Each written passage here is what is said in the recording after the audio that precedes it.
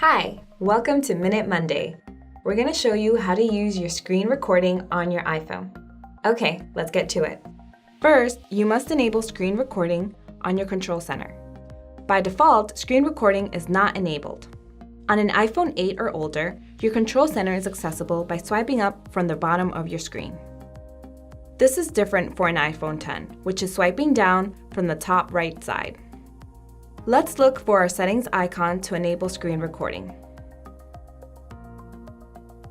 Scroll down to Control Center, select Customize Controls, scroll down to Screen Recording, and tap on the green plus sign. Now, if you scroll up, you'll see that screen recording has been added as a control on your control center. Now go back to the control center. Screen recording should be on there. It's a circle within a circle.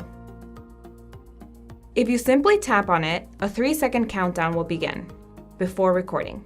By default, the screen recording will record in-app audio. To stop, simply press it again. Now, if you long press, you will bring up the screen recording control settings. You have the option to turn the microphone on to record voiceover. Tap on Start Recording, and again, there will be a 3-second countdown before the screen recording begins. Let's go ahead and open up a few apps.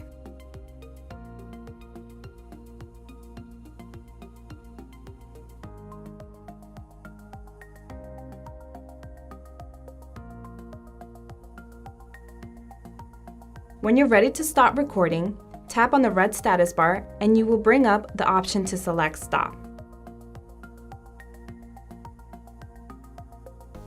You will then see the prompt letting you know the recording has been saved to your photos.